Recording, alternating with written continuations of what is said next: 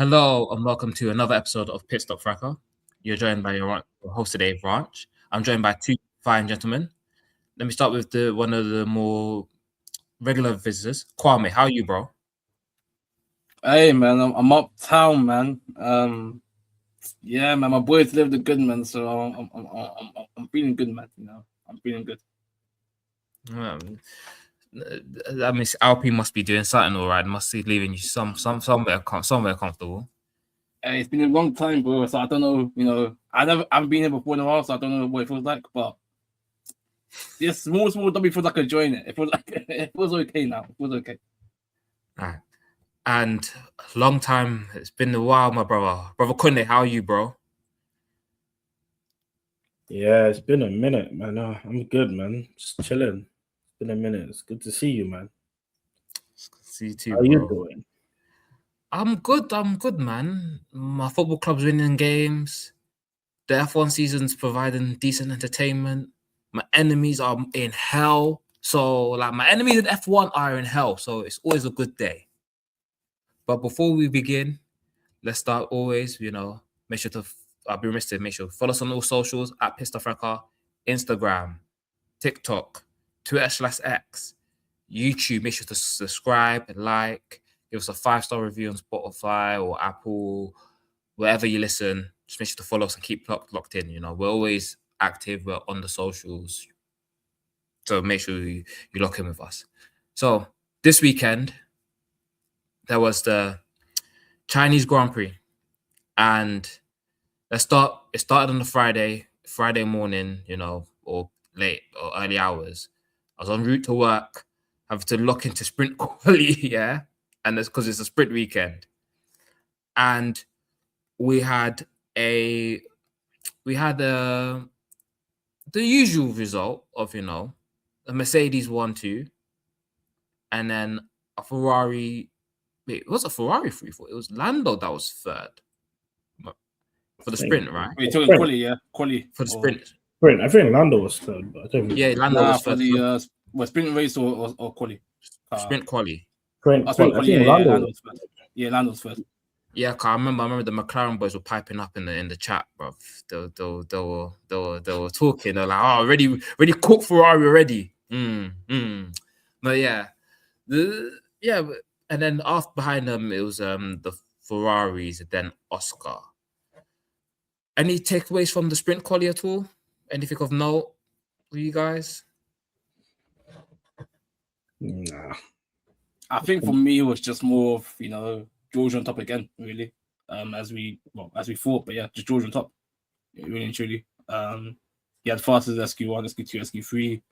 It was 3 turns or so between him and Kimi, and then from there another 5 turns again to him and Lando. So it was just much, dominating. Good to see the McLaren's kind of up there as well on quality as well. And then I guess Red Bull we should go into, but they might stick in the joint. So let's get to the sprint race, because it was for us the middle of the night. We're up watching, and with the Ferrari with their rocket ship starts, just had Lewis making his way to second by the first corner, and then taking the lead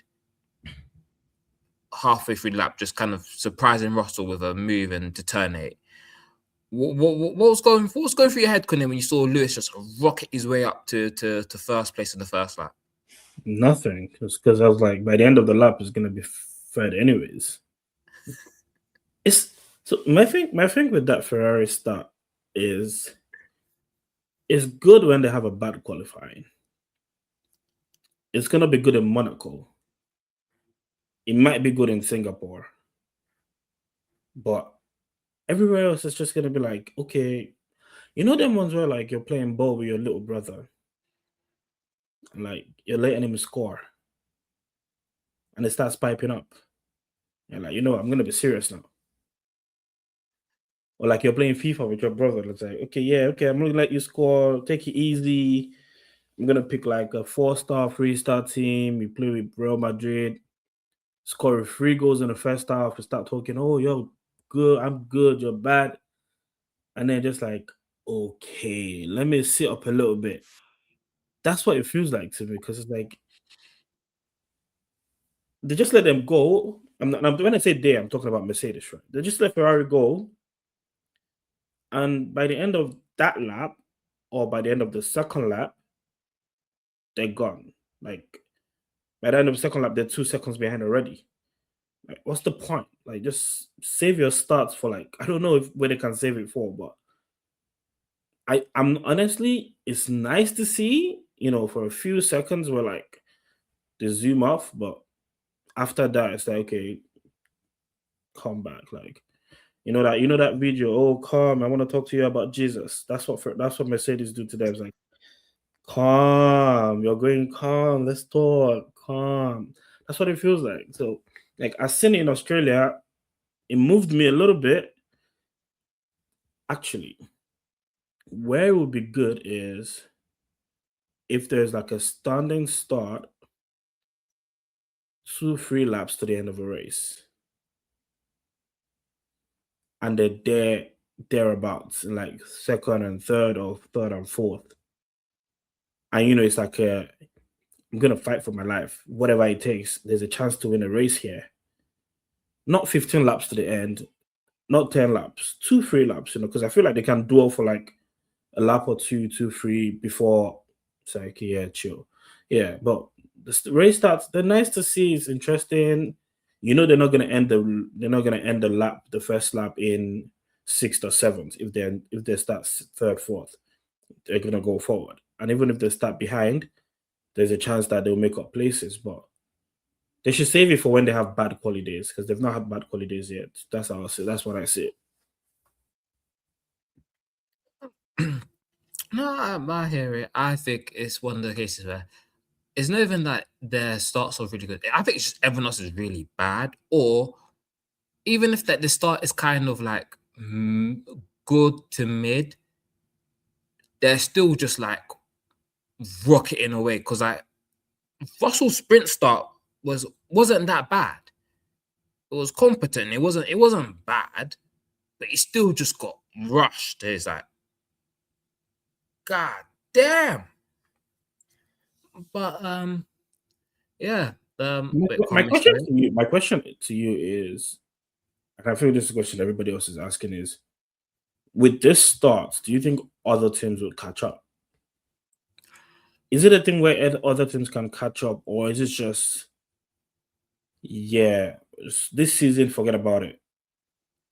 I think it's this season, forget about it, because I think the things that Ferrari have done to make their starts work, only Ferrari have access to. Let's say change the procedure of how starts work. Ferrari own team is going to start well, because their engine just has a smaller turbo, which means it starts better, and it means they get out of slow corners just better. So their thing is just built different. Like, they purposely designed their car to accommodate race starts. That's why when people asked to change the race starts, Ferrari just turned around and said no, because they've built their car to suit it. So they're like, we're not giving up our advantage because you guys built your cars in correctly. So it's going to be more of the same. But it's about to what extent.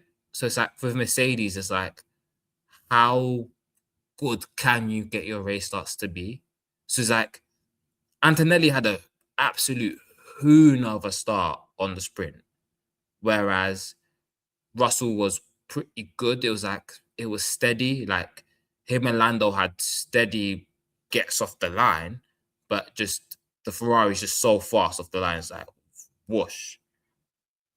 Yeah. Kwame, thoughts on the start? Like, man, I think you touched it well. For me, I feel like I'm not. I think with Australia, you see Ferrari starts just be that much better than everyone else. I'm not surprised in terms of them having another good start again in the sprint. Like you mentioned once, like that's been a specialty this season, and they're just so good that I don't think it'll be any different. It's just that I think Mercedes just got to find a way to kind of combat that. But again, so far with Mercedes being the faster car in general, they've just managed to catch up and get them further down in the race. So again, just kind of nullifies their tactic anyways. No, that makes sense. And then obviously, because one person's strengths I want to talk about was Antonelli, because it was not good, and he got into the wars a bit, because obviously he fell bound into the pack, and then he ran across Isaac Hadjar into the hairpin and whacked him, like the turn 6 hairpin, and he just whacked him and gave himself a 10-second penalty. Fair penalty? Yeah, Kwame, fair People, I penalty? think it's fair penalty. I think it's fair penalty, bro. For that, You're talking about Kimmy's penalty? Yeah, in the Yeah, sprint. Kimmy. Yeah. I mean, I think it was fair because he ran into the man. So Yeah, he ended Aj's race. pretty much. Yeah. It got life though. Yeah, it's funny though, because after the sprint race was done, and then he went to apologize, and I was like, "Just move, man!" Like he wasn't having it. I saw that. That was interesting though. I mean, I get at that moment you don't want to talk to him because, like, why are you apologizing to me for? Like, you have a fast car. Why you? I'm trying to survive here, bro. Because I can imagine. I'm just thinking. I'm at Red Bull. I have one season to show that I deserve this seat. I like. He has more than one season. The car is terrible. I'm just saying, like, yeah. It's like, I'm trying to prove myself here. Like, I'm trying to score points. I'm trying to live. This is my dream, and then you're coming in to me like, boom. Can barely do anything for the rest of the race. Arrow's messed up. And you have a car that's fine because you can still go on and come second and still probably win the race after a safety car, but I'm still stuck at the back. So I wouldn't want to listen to the apology at that time. Yeah. And one thing I have to say. I ain't surprised in it. I can't lie. I'm not surprised in it. I actually didn't watch Lady speaking it, but like I'm not surprised it just because look at F2 in it. Can't just be like this, man. He's been this guy in it just last year, and every kind of smooth sailing, every kind of running his way. So those who are just into F1 didn't hear this type of radio, this kind of aggression. I'm not saying it's a bad thing, but I'm just saying now man's had this crash, especially in the Red Bull, like Kunle said, where you got to show himself that he's him. Obviously, when you get Mercedes that drops down the field, and that takes you out, you're gonna be annoyed, and now that puts your race in jeopardy as well. Bear in mind this is Britain as well. I hear it. I hear it, but yeah, I'm not surprised.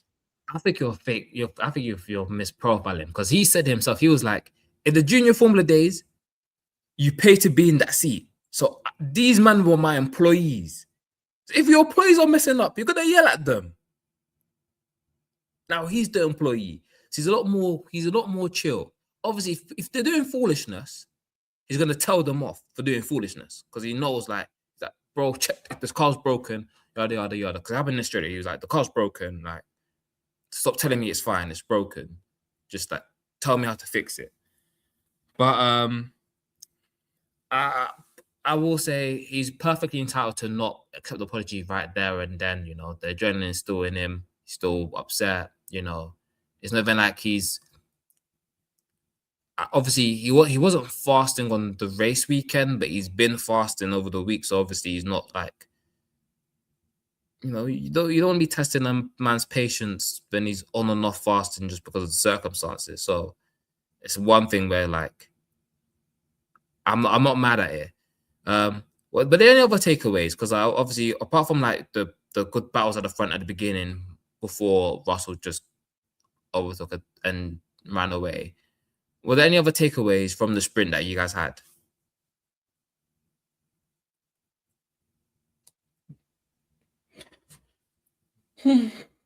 Was there? I don't know. I mean, honestly, I feel like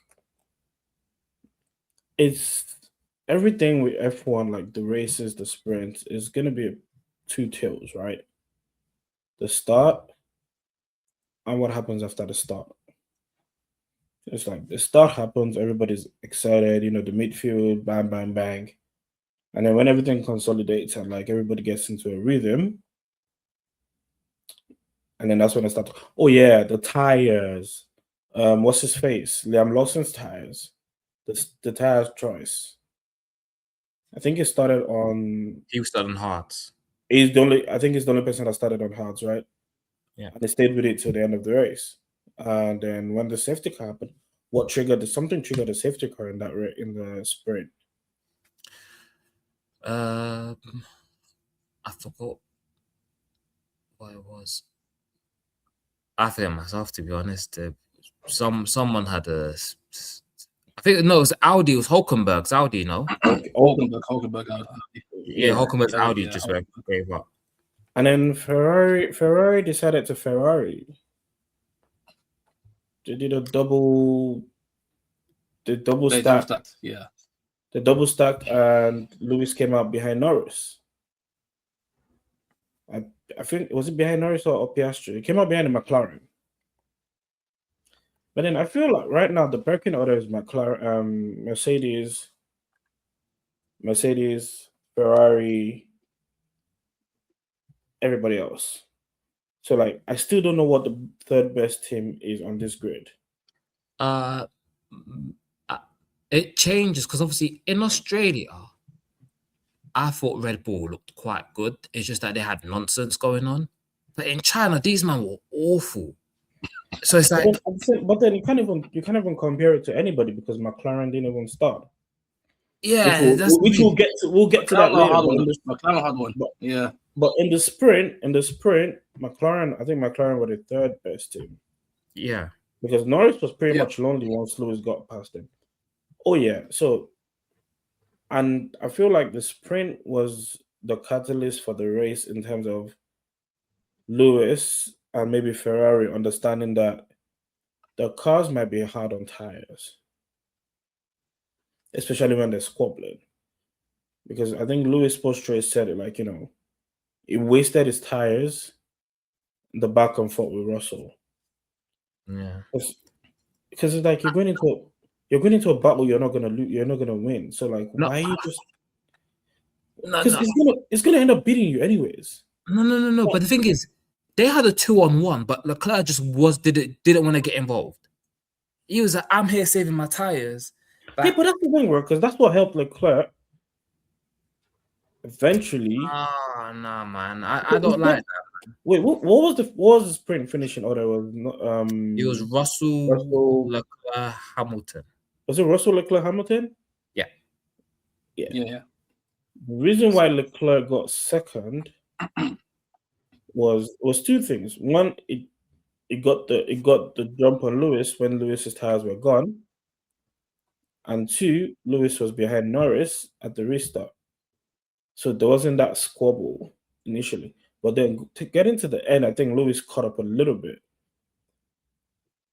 But it wasn't enough time. Honestly, like, see, you gotta look at it, be pragmatic about it. It's like there is your teammate behind you that you can squabble with. You have the same car, you have the same energy, you have the same engine, you know what the car is like. And then there's the rocket ship in front of you that you can get a jump on him when you're using your energy, battery, boost, blah, blah, blah. When you're using that properly, you can jump on him. But then the overall pace of that car is still 0.6 a lap on you. And you're not getting a 5-second jump on him in one lap. So why do you want to waste? No, I'm a big believer in sprints. Drivers just saying, "F it, I'm a battle." Yeah, but they can't do that. Time management. You can't do that on mediums. See, so far so good. We've not complained about Pirelli tires yet because there's still a lot. I have complaints. No, we do, but I'm saying there's still a lot going on. There's a lot going on that no one's remembering how shit Pirelli tires are. We're still dealing with trying to understand how the cars are working, the overtake, the battery, the wings constantly being opened on straights. Everyone's still trying to get used to that. But eventually you realize what you're working with, where these tires cannot consistently do back-to-back squabbles and hold up fine. Because at the end of that stint, Lewis's tires were done. Yeah, I agree, but I'm also like, if there's two of you and one of him, it wasn't like Antonelli wasn't involved. He was back. This is your time to kind of like rush, man. Like, why are you letting your boy fight 1-on-1? Rush him. Yeah, but even with Antonelli, but see how quick it took Antonelli to close up. And it was coming from the back. I'm a big believer, just rush him. I think is one where in the main race, if he did that, if he managed his tires in the main race, I'll be like, fair enough. Like, this makes sense. But it's a sprint race. What are you getting? You're getting one extra point. It's not enough gaining in points for me to turn around and go, oh yeah, you shouldn't have done that. But it's different if you're Lewis coming from last season into this season. Where like you're coming from the lowest of your lows. Because that's the lowest Lewis I've seen since I've been watching F1. So it's incremental, right? It's like every point, every minor victory, every sprint podium, race podium, every little thing counts. So you don't want to be throwing things away because, you know, I don't know if I'm putting it right, but like, you know, yes, it may be 1 point different, but at the same time, there's potential for you to know your car better, which helped him because again in the race he didn't do foolishness trying to squabble for too long. It helped him manage his tires better. That and also the fact that he learned from the fact that because he rubbished his tires, he learned the lines to protect his tires a bit better. So he was like a lot. The techniques were refined. But I sit here and just go. I sit there and go. I think Ferrari should have just gone for it. I think it's one of those things where it's like the whole passive gimmick isn't it. Like from Leclerc in the sprint, it isn't it. In the main race, do your thing. In the sprint, I'm a bit more like just fight, like just like have at it, like kettle Russell's head. So you're telling me now that you would rather go for it, finish P5 with bad tires, or let Russell go because he's gonna win regardless? In the sprint race, yes. Yeah. In the sprint race, yes. Sprint race, I'm here for entertainment. There's no big place on offer. If we're in a championship battle and it's a sprint race for the end of the season, then it's a different conversation. Then it's be pragmatic. But at the start of the season, where we're comfortably second fastest right now. And on the on the race day, we're gonna bank good points. I don't see why not. I don't see why not, because it's one of those things where like the car is even built for reliability. The engine they've developed is the reliable one. They had an engine that had more power in it, but it wasn't working. It wasn't passing the test. So they scrapped it. So it's like now it's like you have all of these things. Just give it a go. But anyway, it is what it is. Russell went on to win the sprint race quite comfortably with Leclerc second, Hamilton third. I forget who was fourth. Doesn't really matter. Yeah. I think that does actually. Lando was fourth. Was Lando fourth? Yeah, Lando was fourth. Honestly, that thing happened like midnight or 11 p.m. my time. I don't remember. Bro, it's like it was like 3 in the morning. Bro. Not gonna lie, it's a bit blurry, man. Like, yeah. Ay, caramba. Anyway, I don't know, man. They gotta start doing night races in Asia or something. Boy, it's killing, man, bro. Like, it's different. When you're like when you're in school years, being up at that time, light work, man. I'll be up for that one. You know, you're excited to do that. You're playing, you bang FIFA to that time, and then you watch it, and then you go to sleep. Because you can't. Man, I'm an adult now, man. I have responsibilities. Bro, I'm there going. It's been a long 40-hour week, man. I'm trying to rest. They're telling me to stay up at 11 o'clock. Especially as we had sprint quali in the morning as well. So it's never like You're en route to work, watching the sprint quali, and then your sprint is at 3 in the morning. So it's like, unless man went to work, gone home, then gone out. Then exactly. Yeah, we need to review these timings, man. Stefano De Michele, call me. Let's see what we can do. Maybe turn them races into night races, or put them at a time where there's no daylight savings, something like that. It's like, okay, comfortable sleep and wake up. Then a couple hours later, it turned to main quali. Now, this turned a bit more interesting because some stuff happened. Obviously, you have the teams at the back, you know, your Cadillacs, your Aston Martins, your Williams, you know. Sorry, before we go into this, did Cadillac come into Formula One? Like, I love Andretti. Might be racist, but you know, legend and all of that. Like, all these years, trying to get in, trying to get a seat at the table to bring that car. Like, it makes no sense. No, because the thing is, they were always going to be slow. It was more of a case of just this year was about just get a car on the grid and run like a Formula One team. So it's basically don't disgrace yourselves as an operation. Oh, they're doing that already. I would disagree. I mean, don't get me wrong, they're ass and they're not good, but I've grown up to see They're not Virgin, good. They're not good. They're not good team. is an understatement. Caterham, Lotus. No, but the thing is, they go machine for machine with Aston Martin, so I can't even be too angry at them. Wait, I swear they have car parts randomly falling out at different times. Yes, they did. But they're still better than Aston Martin. Finishing last in a last person race is not an achievement. It is when you're beating Aston Martin. You know what? We'll circle back to this. Hold that. Alonso cannot finish races. His hands are going numb. His feet are going numb. His spine's going. This way, he has a baby on the way. He has to park the car to make sure he can hold his baby when it comes. Honestly, whatever hell Alonso sees, it deserves it. I agree. It's been a great time. I mean, I love it. Just 2 seasons ago, it was dunking on Lewis in Bahrain. So hey, get it as you live. Don't remind me of the trauma, bro. I was there. I saw it in my eyes. You get it as you live, innit?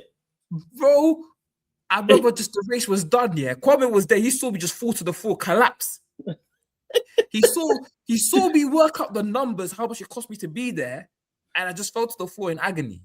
Cause I flew all the way over here to watch this. Now you might need to release the clips still. The clips are still in hiding. It needs to come out. The Mahad tape needs to drop, man. The Mahad tapes needs to come out. Mahad, if you're listening to this tapes need to come out. It's gone. It's gone. These tapes need to come out. Yeah, but yeah, let's go back to quality. Yeah, quality.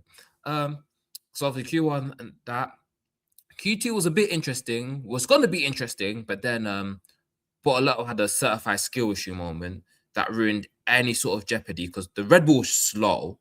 So like you had Max and Hadjar P9, P10, and by the skin of their teeth, they got through because Bortolotto had a skill issue. Because you had Hulkenberg just outside, Ocon just outside.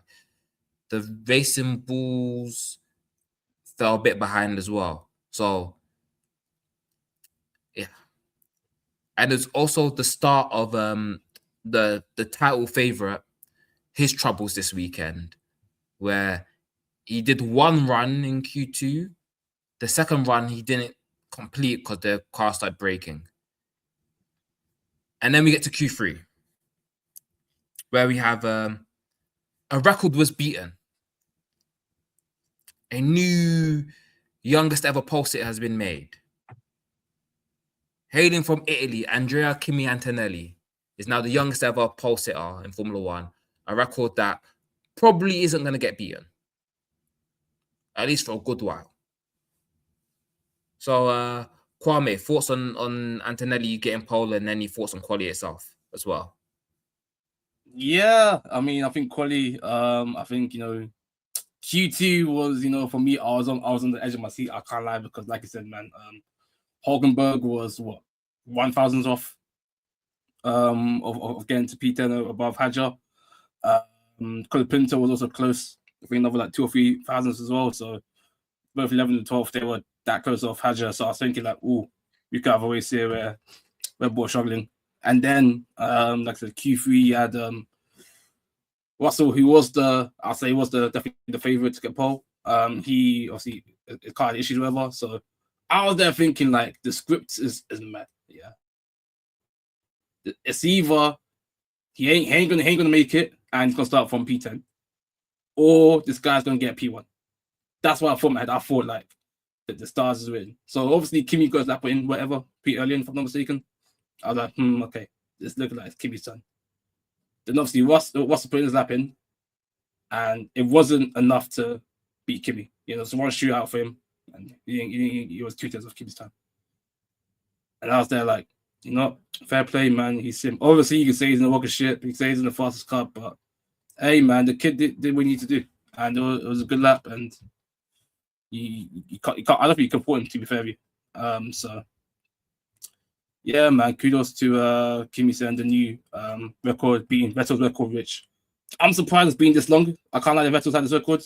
Not even no hate on Vettel, but it's just mad to me that 10 plus years and no other drivers has broken it. But that's because Max wasn't a good qualifier until like last year. Nah, 2020. I'll say when I started like I started to stand up and watch Max qualify and be like, yeah, he's good at this. Like before, I was like, it's a bit that quality, like So it's what it is. No, I agree though. Yeah, Max took a long time to get his quality score in for sure, but yeah, man, like fair play to Kimi. Max used to have like little twitches, right? Like when it was qualified, like early years, like maybe he wasn't used to how fast the car was in one lap, so he used to like it would have like a twitch here or a twitch there, like. Plus, when his car got good, I think the first year his car got good was that's when Lewis took him to hell and back. That was that season. So I feel like that constant, I can't get this wrong, was in his head. But then when they had the like overall best car, where it was like everyone else would do purple sectors, inevitable, Max would just come and be like, yeah, hold that. Or you could have a bad start to the lap and it will finish it off with like 2 purples and it'll still be like 100 of 100, 110, 5-star, 210s there or there. But they changed the rules for Kimi for a reason. Like, they let him in for a reason. He's the chosen one. Well, I assume he is, but there's a racing driver there. There's a talented racing driver there. It might have taken longer than it should have taken him to sort of start doing these sort of things, but you could tell from last year, you could see it. It's not a flash. It's not this is a one-off, right? It will probably still have more polls this year. It would, and I think it's a good thing. I think it's a letting George know that, hey, you can't afford to have a bad day because I'll be here. You're not gonna slip up. If you want to lead this team, you're not gonna slip up because hey, I'm outside here too. And it'll be very good for his confidence because like the first race of the year wasn't that great. There's been talks of him being under the light. The sprint race wasn't great the day before, a couple hours earlier that day. So that pole, because he also had issues in his car. I think he also had gearbox issues. And he still managed to like do that. So, kudos to him. He did what he had to do. I'm happy. I'm glad. I hate that he's doing it in the Mercedes team, but shout out to him. But as one of his biggest detractors for political reasons. It's not eye test reasons. It's political reasons. Hey man, I can't have him winning the championship before George. Like, if George wins the championship this year, I do not care what happens afterwards. Like, my job is done. The talks are finished, man. The talks are finito, man. No. Admit it. Say it what it is. Yeah, this year, but it obviously depends on circumstances, because obviously he hasn't beaten George on raw speed this season. True. I think George just walked in this season basically on saying, like, I need to be on job. But you can't say he hasn't been in the world speed this. It's been just 2 races. Yeah, but that's what I mean, as in, like, you know, people talk about potential championship fights and whatever. Yeah, we're not there yet. No, it's still too early. Of course, same ways too. Yeah, same ways too. Yeah, but it's like, But we'll if see how the season goes for sure. that they have, it's one where, like, if it does come down to these two, we're not at the point where they're going, this is going to be the tussle, because it's kind of like. So the thing is,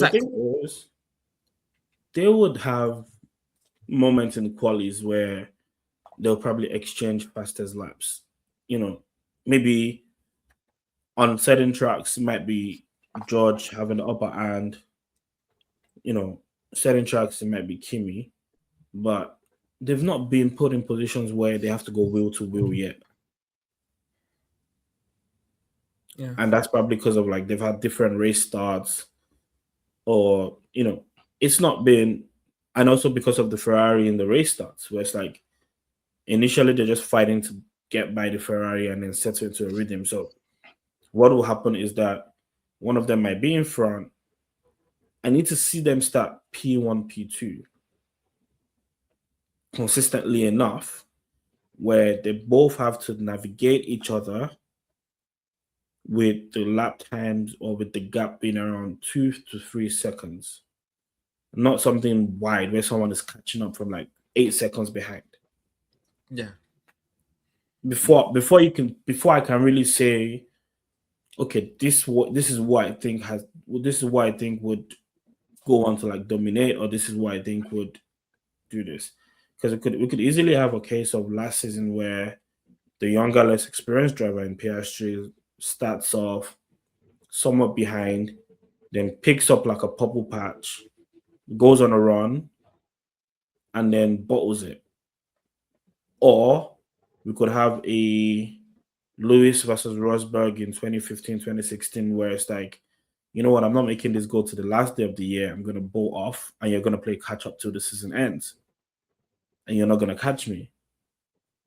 Or we could have something generational where it's like, you know it's going to be P1, you know it's going to be P2, and this is going to be decided on the last lap in Abu Dhabi, if we go to Abu Dhabi. Yeah, I mean, it's one thing I find interesting, because I'm like, last season, we knew straight away in quali, the first quali session where it was like Lando and Oscar were like within a tenth of one another. You knew straight away, oh yeah, these men are gonna be on job, like yada yada. This season, we don't have that feeling yet, and it's like, I know the media are trying to force it, but it's like, take a touch, like, you know, let's compose ourselves and get into this for real. It's only inevitable. It's only inevitable. Sorry, Kwame. It's just only inevitable that the Mercedes is the fastest car on the grid. That's inevitable. You know that regardless of where they start, they're probably going to be thereabouts P1, P2 by like 7, unless we're in Monaco, obviously. Mm-hmm. Like on a regular track with straights, with, you know, even worse on power focus tracks. But on regular tracks, you know where they're going to be at the end of lap 5 or lap 6. But the question is, how close are they going to be to each other at that point? And that's what you need to be able to, like, have like an entrailing, because you can be finishing P1, P2, but it's not fun. Yeah. Do you get, like, it's not, oh, are they going to hit each other? It's not the person in P3 lurking around waiting for one of you to crash into the other one, or waiting for one of you to go wide because you're forcing yourselves off the track, blah, blah, blah. It's not there yet. it might get there. But unfortunately, we don't have races next month, which might have been different because I feel like those tracks that the Middle Eastern tracks could have provided that sort of battle with the long straights and the power focused tracks that they are. But I guess we'll see when we see. Yeah. Were there any other takeaways from quali? Like, obviously, the Verstappen got packed on potion by Kwame's team, Alpine. You know, the top 6 start for Gasly. How are you feeling? I'm 7, brother, but hey, listen, I wanted to be humble in it, but you put the words in my mouth for me in it, man. Listen, it was on pure pace as well, man. I saw the side by sides of the track. Hey, you know what? Whatever they said about the Mercedes engines might actually be true, man. Maybe I was a bit too harsh under the first race, but I might have my joy back, man. I might have my joy back, you know. But I think, yeah, this quality was for sure definitely the first example you saw of that Red Bull being quite slow. So, yeah, it makes sense. It makes sense. Let's get on to the race. So, the race starts. We have Antonelli P1, Russell P2, Hamilton P3, Leclerc P4. As the race begins, the Mercedes have a quite shocking start. And then Antonelli goes to cover Russell, which opens the pathway for Lewis Hamilton to take the lead. And basically caused what everyone knew what was coming. I remember... Actually, wait, before we actually start the race, I forgot. The new segment. They did not starters. We'll save the best for last. So we'll start with Mr.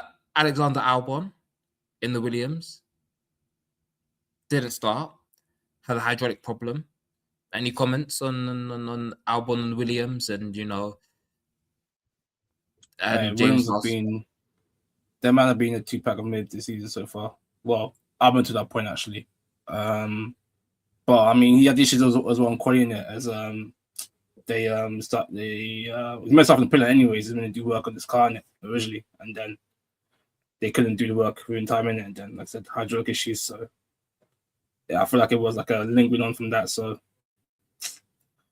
yeah, they've been a team that's been struggling as well. Like you mentioned, the preseason points that the car has been overweight. It's been pretty slow.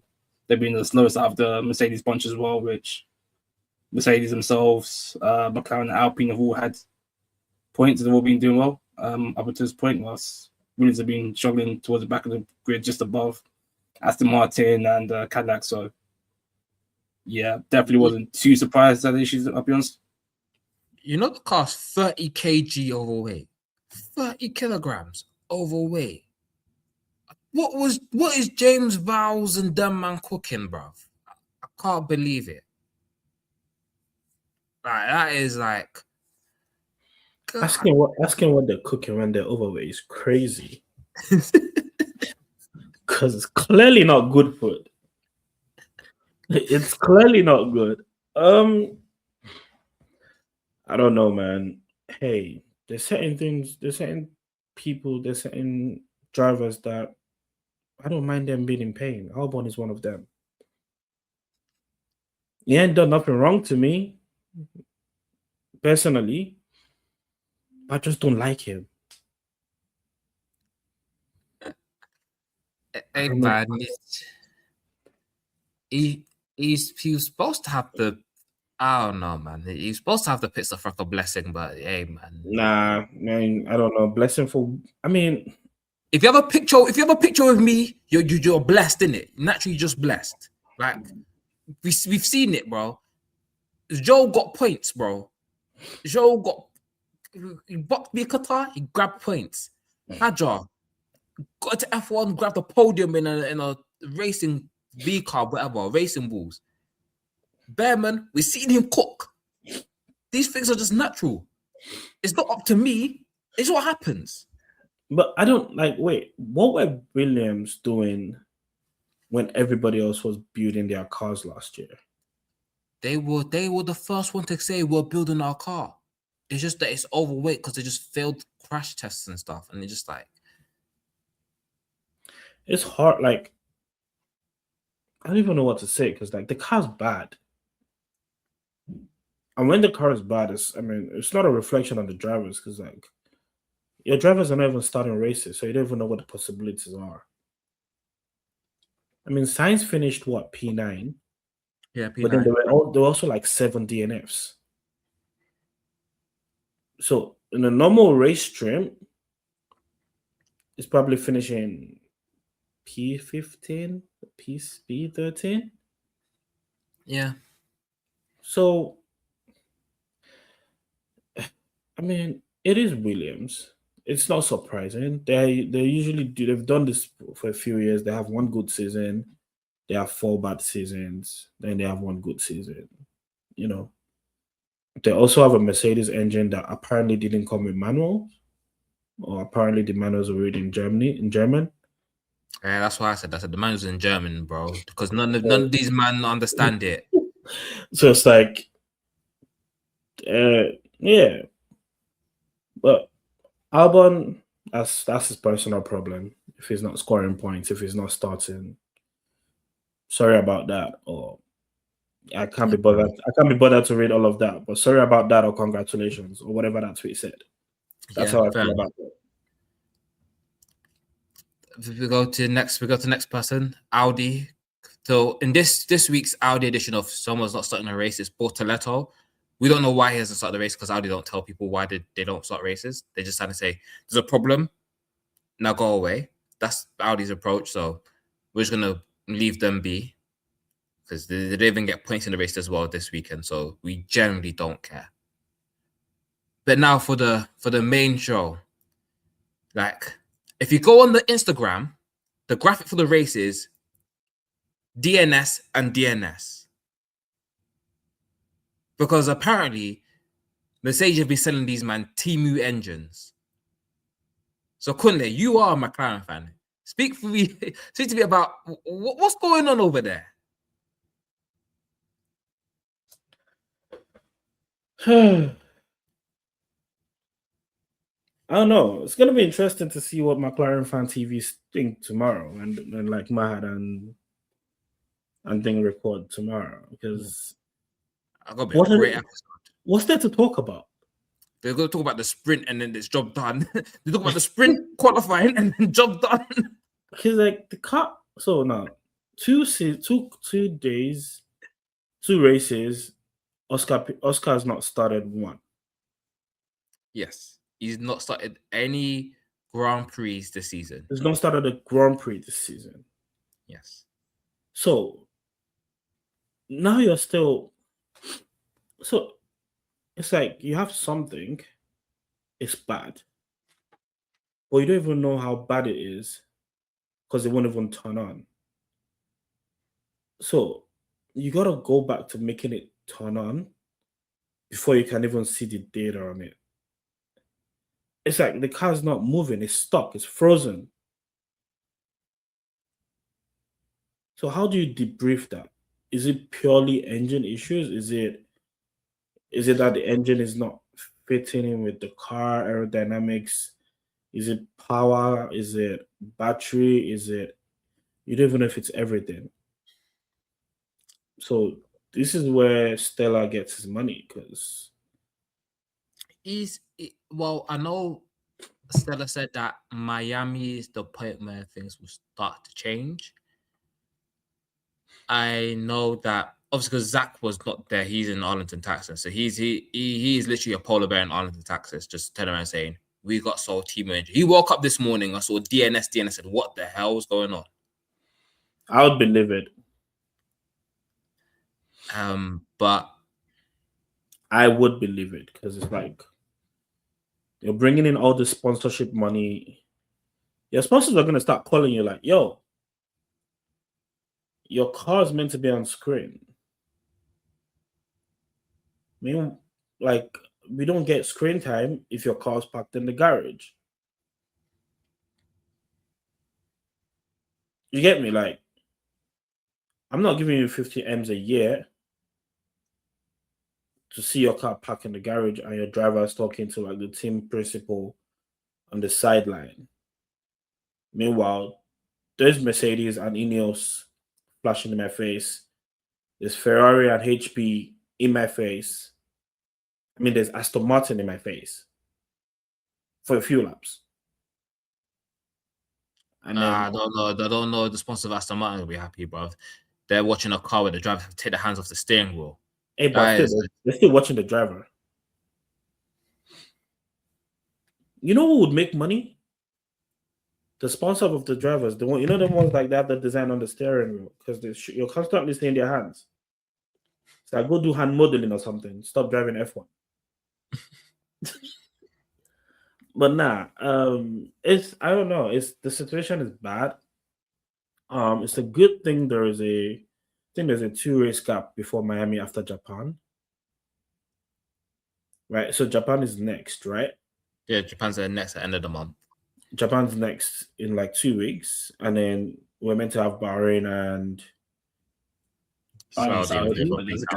So those got cancelled, and then Miami. So, you know, maybe it would give time to troubleshoot whatever it is that's going on, because this cannot continue. We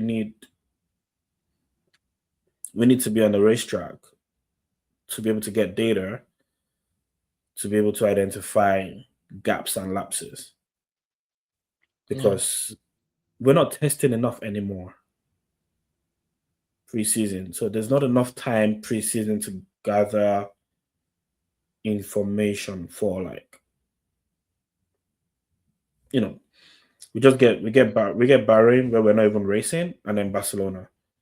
That's not enough to get a holistic. You can get like, okay, this is what the cars would feel like, but it's not the general. You don't get like a proper breakdown and shakedown of your cars. So, you know, but to be able to get a breakdown and shakedown, you need the cars to be on the track. Maybe go get some private testing in that 2 weeks. Pay the FIA some money, let them test at Silverstone, see what's going on. Then provide a solution for, because I think the first half of the year is gone. Whatever it is that you cannot do now, you're not doing anything until the second half of the season. So we'll see. I'm just finding it crazy they didn't fix it soon, because how can these men be behind Haas in the standing? Actually, not Haas. How can you be behind Ollie Behrman in the standings? That is insanity. So, hey, 2.5 years ago we were last, so don't write us off. I'm not writing you guys off. That was while I was in pain in Bahrain, so was Mahad. We were hip in agony. Yeah, so because he was watching that Marinda can drive around the track. It was disgusting. There's one thing, because we've been there before. There's you can tell, there's professionals. It's not incompetence. There's a difference. It's not Williams, right? It's not Aston Martin. It's not incompetence. It's just might just need a little bit more time than others. Plus, we're in a title battle last year, so we didn't really have time. That makes sense. So, yeah, we'll be back. We'll be here. When the time comes, we'll be here. Let's crack back onto the race, because we've been putting for nearly an hour to get on things. So obviously the race begins. There's something in the front. Antonelli takes him back in lap 2. You have Massanuka battling along, and then Russell makes his way up to second place. Then the Power of Dreams started dreaming, and Lance Stroll went kaput on lap 15, and we get a situation where the safety car comes out. And this kind of changes everything, because now Antonelli goes in pits and comes out P1. Then George and Ferrari's pit, but then George comes out behind one of the Ferraris in Lewis Hamilton. No, is it did Hamilton or Leclerc? One of the two. But then, in addition, they come up behind the hard tire starters in color Pinto and Ocon, which when the safety car comes in, Russell has a terrible time trying to get past them and ends up behind both Ferraris. So what were your thoughts when seeing Antonelli comfortably in first, Russell in like sixth, the Ferraris, both Ferraris ahead of him? What was going through your head, Kunle? Were you thinking, and then he's got this, can the Ferraris hold on to beating one of the Mercedes? I was thinking definitely podium. I was thinking because Russell was complaining about the hard tires not turning on quick. So I was like, okay, if there is a degree of separation where Lewis is maybe is able to build a gap before the hard tires kick in, or maybe it was one of those cases where the Mercedes wasn't working with the hard tires properly. Because we've seen situations like that in the past where you change tires and suddenly it looks like you don't have speed. You know, there was a chance. It looked like there would be a chance there, but again, it's the dream that kills, right? Mm-hmm. It's the hope that kills. And Russell found it. He kicked in again. And I was able to it literally just killed. It literally just like boom, zoomed past. There was no chance. There was no defending. Bro, you thought DRS was bad. This was worse. It would be very interesting to know what the pace differential was in those laps, like in terms of like how faster Russell went in comparison, because I'm sure that thing was more than 30 kilometers per hour in that time. So, you know, it's what F1 is for the next few months. And that's what I was saying earlier regarding not battling an inevitable, right? It's a different thing if there was like a broken part on the car, or maybe like, you know, the car clearly has issues that if you get in front of it, it might not come back at you that quick. But with this current Mercedes, I honestly just feel like they could they could start P20 and still win the race. I hear it. Kwame, what were your thoughts going on during the safety car, after the safety car? Who did you think had a chance of doing really well? Nah, you know, I'll be honest. Like, this might be hindsight now, but like in my head, I didn't think much would change with the order regarding the safety car. Such, I thought more so that the guys on the hard tires you mentioned, so like your Colapinto, your Ocon, for example, I thought they were the ones who would benefit more. But regarding like people like George, who was stuck behind the Ferrari, like in my head, I thought George would still get a podium. I think they still got the pace, in my opinion, the Mercedes to get up there. So yeah, it didn't change much, but I felt like it'll still be like a Mercedes and Ferrari race. In that's points we get more in hindsight. No, makes sense.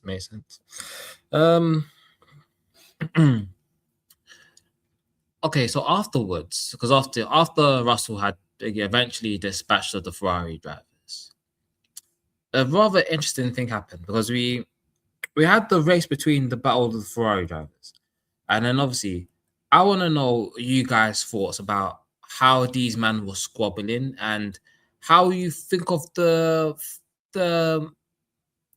racing in these new regs. Like, before we go to someone else, what were your thoughts on that battle between Leclerc and Hamilton and the way they were going at it and how these guys were racing in these things? Kwame, I'll start with you. How would you feel if these were your Alpine boys racing like that? Are we talking for me as a fan, or are we talking for me as, you know? Okay, me as a neutral, you know, if you know, you know. I like my, you know, drivers to fight. I like my aggressive. I like my overtaking. You know, but from a if I was the point of view of Freddie V, you know, or you know, Tifosi or not, I'd be a bit scared just because, you know, it was pretty clear in my opinion that, you know, I know Leclerc was going toe-to-toe with Hamilton, but Hamilton was the one who was, you know, like a faster, you know, and it's early in the season, so these stuff is okay. But again, if it's late in the season, if it was, you know, I'll be a bit more just let them go. Team orders, you know, do what you gotta do to preserve the podium at place. But hey, at the same time, you know, as a fan, it's exciting to see that. So all the disclosure online for me it goes in one way, goes the other. I'll just laugh, but yeah, I can imagine it being quite tense. But in my head, I thought I'm just gonna pass him anyway, man. He's looking faster, but again, the Leclerc's got to kind of show that, you know, he can go to it. So with you know, logo. I got a slightly different line for Kunle. What was your thoughts about people saying that Leclerc had extra smoke for Lewis and like didn't have this smoke for others? That's a lie. I don't agree with that. Honestly, because like, if you don't go toe to toe with your teammate, who do you go toe to toe with? Because literally the only way, or I feel like the best way you show your abilities as a driver is battling out with somebody in similar machinery.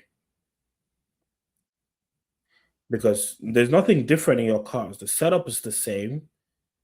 The engine's the same. You're both on the same tires. You started on the same level of fuel.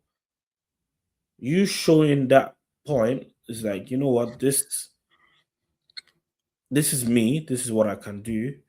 The best person to do that with is the guy on the other side of the garage. You don't get points for going toe to toe with a Haas and beating the Haas. It's the ass. It's ass. It's what it is. You don't get points for going.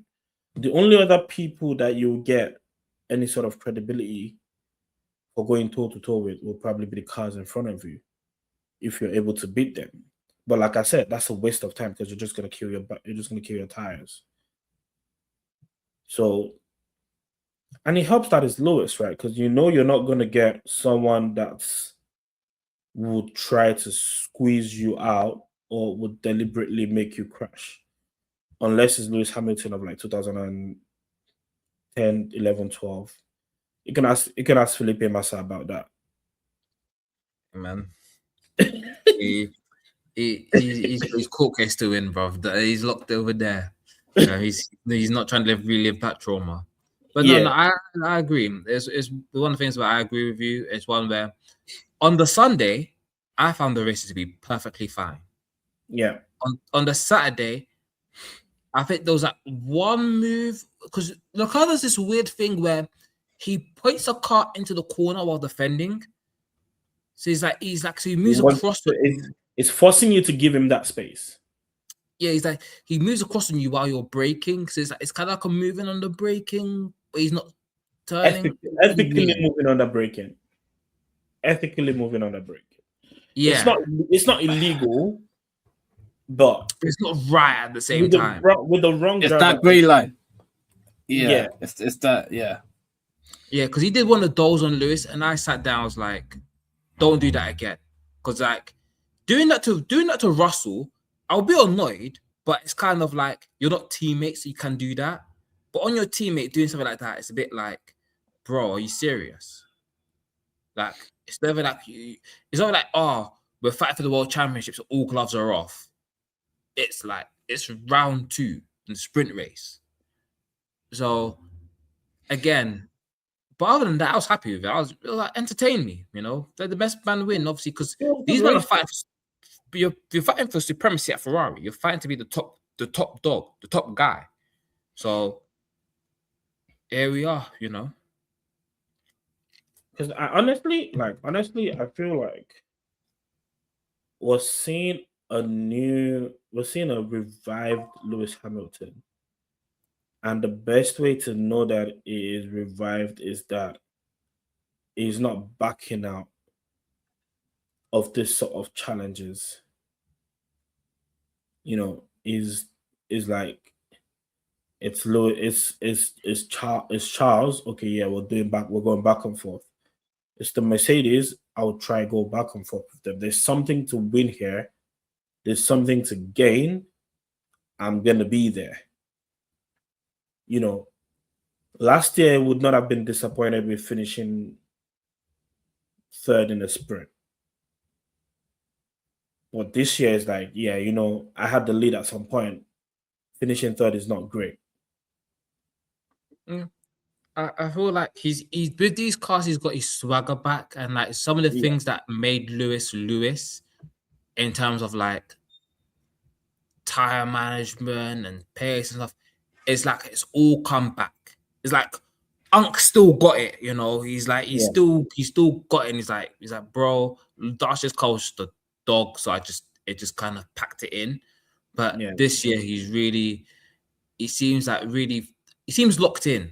And I think it's one thing where I think Charles and like his fans have to come to terms with the fact that he's looking a lot better this season, and he's a lot more locked in this season. Some of the advantages that you had are going to disappear. So like on the hard tires, he's looking supreme. It was beautiful.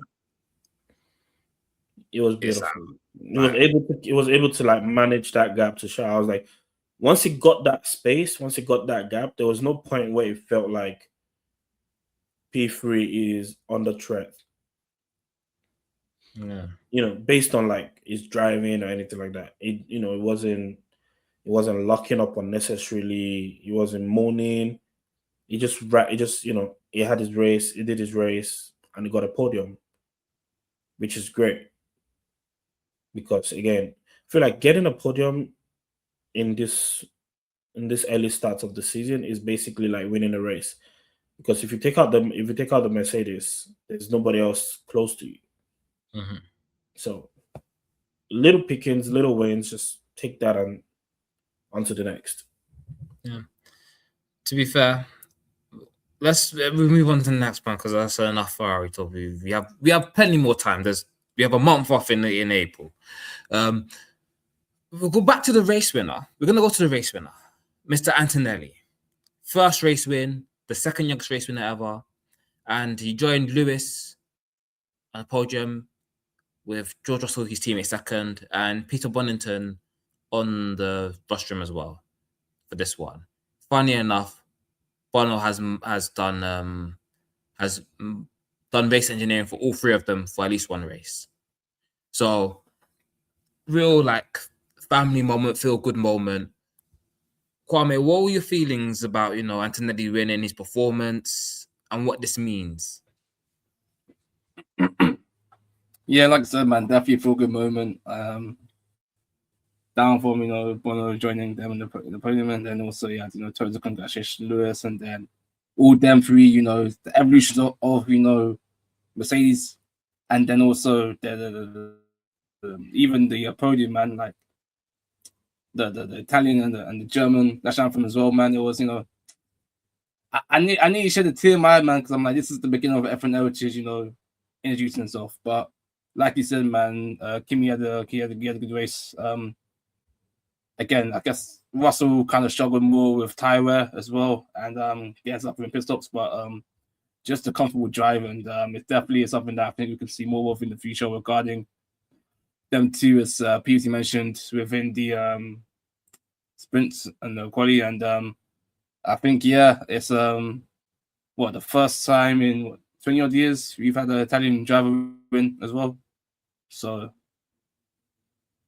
fair play to them, man. Kunle, I know you're one that was rooting for, because obviously you don't like Russell. You're one that's rooting for Anthony to do well. So how does this make you feel, seeing him getting over the line? Way up, I feel blessed. Feels good. Because not just, again, I don't hate Russell. I don't just think I just felt like he got way too much having done so little at the time, in my opinion. Like, politics, political reasons, basically. It's a bit political still, but with Kimi, it was good to see. It's always nice, not just for like him winning, just for him winning, but also for like what could be for a championship. Because again, you want a championship. You want to wake up watching a race, not knowing who's going to win. You want a driver's mental state to be dialed in because he knows he's going to the race with a chance. You don't want a driver in a championship battle to be mentally defeated. I'll put it that way. And this win helps that. This win would help that. It had a rough a little bit last year because there were times where his abilities were questioned. Yeah, that was Mercedes' fault, and they're not getting away with that. Yeah, there were times where his abilities were questioned. Even this weekend, there were times where his abilities were questioned because the sprint was bad. It wasn't great. He crashed into a man. He went wide on that safety car. I saw the tweet. Whoever did that, I saw it on the account. I saw it talking about the lights are bright for Kimi. Oh, that was me. That was 100% me. I know. It was pure hate. I saw it, but but that's just. I just want the boy. How do I put it? That doesn't sound weird. I want the kids to do well. This kid is a child. Fair enough. You don't want kids defeated before they get the chance to grow in F1, right? You want him you don't want him to like be 3 seasons and done because he's not living up to par or he's not giving what Mercedes expected him to give, and then they're bringing another driver to replace him. You want him to be able to succeed, and that's what I want for him. So, no, that's fair. I hope this is one of many. I'm excited to see what he can do in that car, and I genuinely just want a championship battle. That's what it is. Because if Lewis is not winning, unless Lewis is in front, I don't care for a championship battle. I want him to course through. But if Lewis is not in front, then give me a battle, give me something to be excited to watch, and that's it. And that was it for me. Fair, I get it. I get it. It was a good performance by him. One where obviously I still have my question marks, but that's more just the way my brain works about how drivers winning and how your team is performing. It's like, I would say it's like winning a race because your opposition has had poor luck, and winning a race because pure skill are different in a championship battle sense. But again, there's 20 races to go, so you guys. All right. Let's go to the. I'll ask you a question. What do you think could have gone differently today that would have given you that? Okay, it might be him. What do you think would have been? If after the safety car, Russell didn't fall all the way back. But that wasn't his fault, though. It wasn't his fault, but it's one of those situations where when you allowed, basically, because before the safety car, the gap was like 2 seconds. Then after the safety car and all the nonsense Russell did, like it's not like Russell wasn't very good. But it's one of the situations where, like, if you have them close together on similar tire life, you're able to really see if he could handle the pressure. Obviously, he was under pressure, but it's a different kind of pressure. It's like when Russell won his first race in Sao Paulo. Lewis was right behind him on fresher tires. I mean, he had a bit of damage, but it's like he was right there. So it's like, don't make an error kind of vibe. That gives you the confidence to basically go say, yeah, this guy had it. He had it. Whereas it's like now I'm a bit more like, I still have one or two small question marks, but he's passed a lot of them. And it's like he's got ability and it's clear as day. And I'm not hating his ability. It's a mentality thing. It's like, are you a Lewis Hamilton, Verstappen, Russell type, or are you more a Lando Norris type? Where like you have ability for days, but I might question you mentally just because. Yeah, but anyway, we move because sounds like 8, but I'll take it. It's logical hate, it's ethical hate because this is my bro. This isn't an Alonso or Verstappen thing where I'm just in pure hater mode. This is more like business. It's not personal. It's business. Business. It's business. You know, I'm invested in British drivers, so I can't really have you be winning like that. It is what it is. I've been burnt by too many Italian drivers in my past. Fair enough. Anyway, would it be the same if he was driving for Ferrari? Absolutely not. All right, let's move on. Because Ferrari, you have to have a cause a problem for me to have beef with you, or your fans have to cause a problem. So that's like Leclerc. Leclerc's fans caused me a problem, so I just let him go. Okay. Let's go move on to a real moaner. A man that's pause, bro. That was crazy.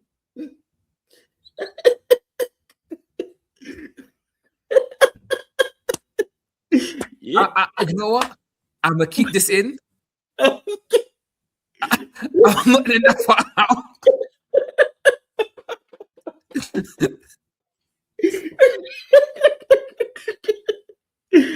I'm not calling the pod real moaners.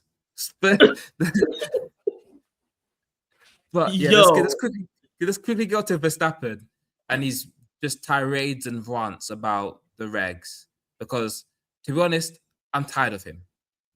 I'm tired of his moaning because I'm gonna say something controversial. These new regs work and make the racing better because you don't drive fast in fast corners anymore, so people can follow each other.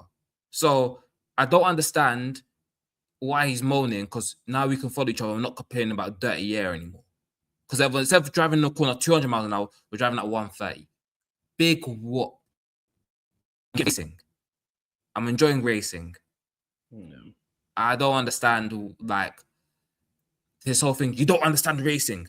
Bro, go to the Norse life. I don't care. Kunle, thoughts on Verstappen? I'll echo the sentiments of Christian Horner a couple years ago. Just fix your car. Because if your car was good, you probably would complain, but you'd complain less. F1 drivers are dramatic, man. That's all I'll say. Because if their car is bad, they complain. They complain about the rules, they complain about the regs, they complain about everything. But if their car is good, it's like, yeah, it's a bit, maybe I don't know what the fans at home feel. But it's good that we're able to follow each other. It's good that we're able to learn new things. We're applying new technology. But maybe the fans might not be enjoying it, but I'm sure they would enjoy it in no time. Do I feel like the quality of the racing is better?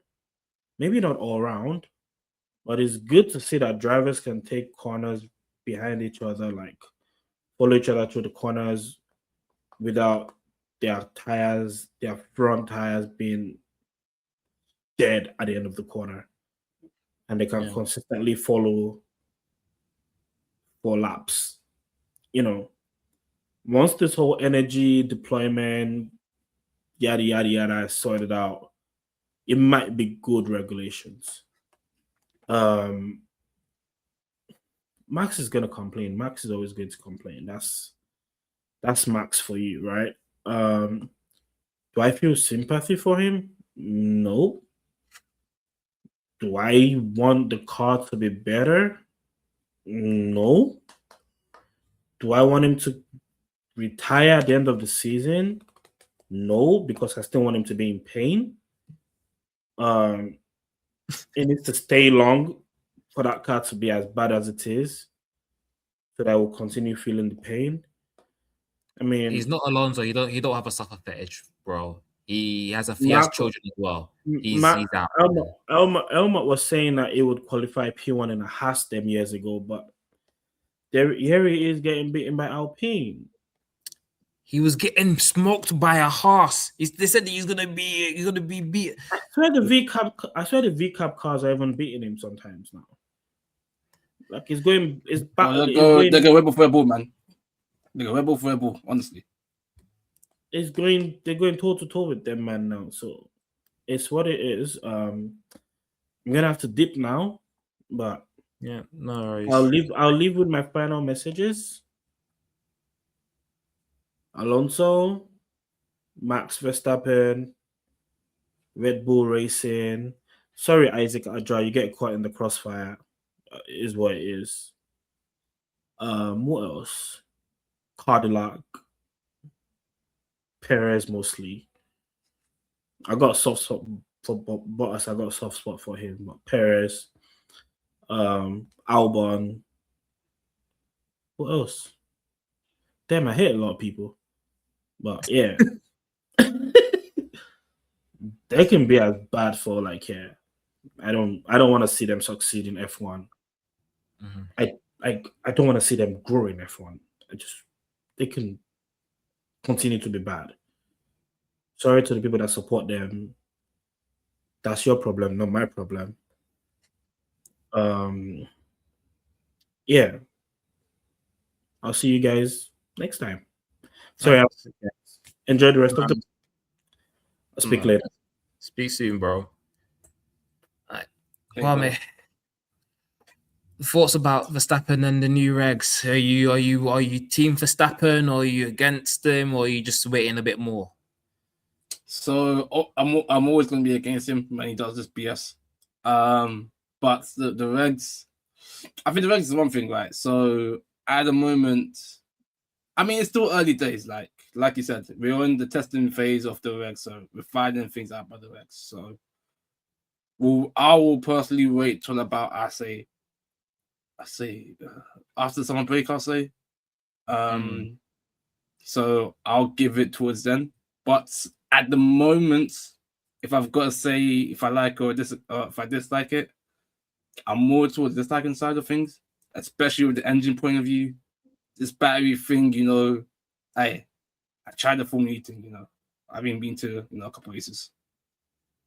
Now I've seen this in my sport. Man's not enjoying it. I can't lie. Man's not enjoying it. And with what Max been saying, I hear it, but I don't hear it because let's keep it short. If your car was where the Mercedes was, if you were where George was now, you will not be complaining. Because when these men are complaining about the ground effect cars, you wasn't here like this. You was complaining, cool, but not to this level he's doing now. And that's because we know what Max is on. Like his thing is, if my car's not fast, I am bouncing to go to race in the Nordschleife. I'm gonna do Nürburgring. I'm gonna do Le Mans. I'm gonna bounce, and that's cool because you've got your 4 world championships now. A lot of these guys haven't. So you're talking from base privilege, pretty much. So, and now you've got a new car that's not the role, this new engine with Ford. That is, your second team is more now promoted with sister team. You're getting outdone by Haas. You're getting outdone by Alpine. Let alone Mercedes, McLaren, Ferrari. Now you want for your Toyota of the Japan. That's what's come across to me as a fan. So because of that reason, I have no sympathy for him. But at the same time, like I mentioned earlier, these regs, I'm not enjoying them per se, but I'll give it time because, again, teams are going to go through a lot of teething problems.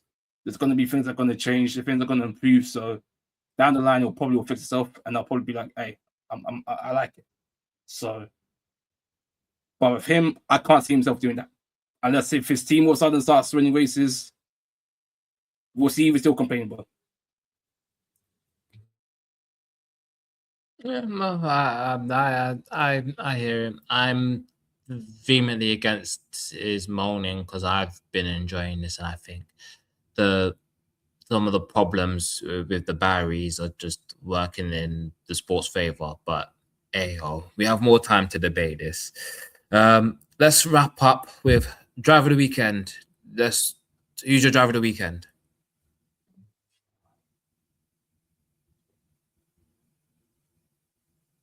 I'm gonna give it to him. Screw it, man. I'm gonna give it. I don't want none of you guys to rate this thing, by the way. I don't want none of you guys to be like, cool. No. You guys are still pagans, yeah.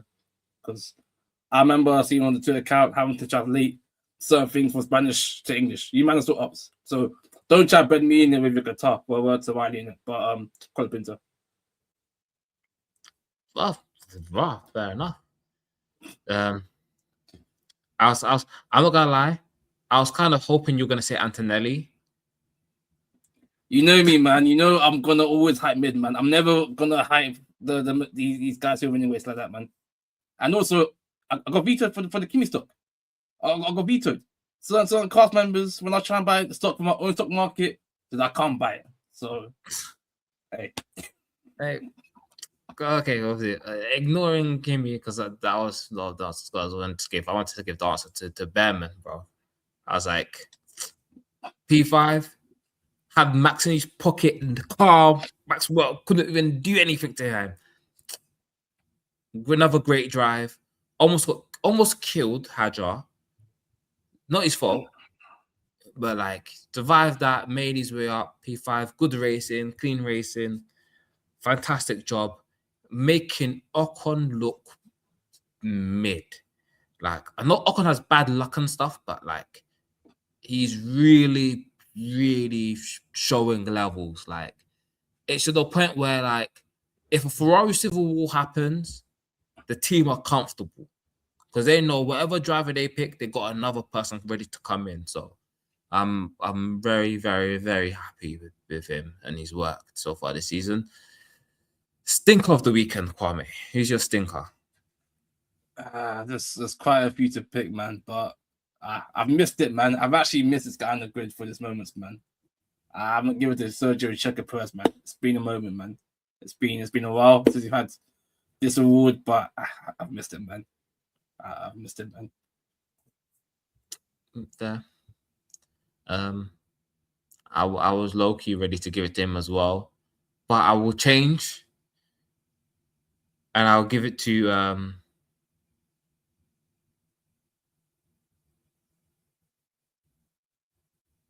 I'll give it to some organizations.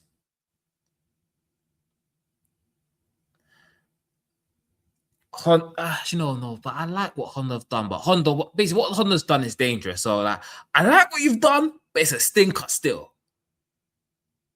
Like, you can't have man taking their hands off the steering wheel on the straights because like, and there's a video of Alonso going from like 10th to 15th in that one lap. So I can't, like, I respect what you men are doing, but I can't just be lying. I got to condone this behavior. So, you know, you're going to have to hold that. But I support your thing. I'm backing your thing. Trust me, in more ways than you guys can believe. So, yeah, low-key Honda, because, bro, like, the battery disappeared and Lance Stroll's like, they were to Stroll, they're like, oh, do you think you can improve these things for Japan? And he's like, you guys got to pray with me. They've turned Lance Stroll to the Lord. So I just realized as well, next weekend, Japanese weekend, home weekend. The next race weekend. Be for them, man. It's gonna be brilliant. I can't wait. And then, last but not least, overtake of the weekend. Was there any overtakes that moved you? That like you're like, yeah, this is what it looks like. I didn't keep any tabs. You know, I'll be honest with you. I didn't keep any tabs of overtakes. If you're struggling, it's fine. I just had to put this in for one reason only. I'll probably say Hamilton. I'll probably say Hamilton again, leader of the front, man. That gave me endorphins, man. I can't lie. That gave me endorphins. I think I was gonna say Hamilton in turn 8. He did it on the Russell and Leclerc. That is real hooping session, man. He showed levels. So with that, let's wrap up. So make sure to follow us on all socials on Pitstop Fracas on Twitter, Instagram, TikTok. Make sure to like, share, subscribe on YouTube, give us 5-star review on whatever listening platform you're using. We'll be back 100% by after Japanese Grand Prix. So take care and peace.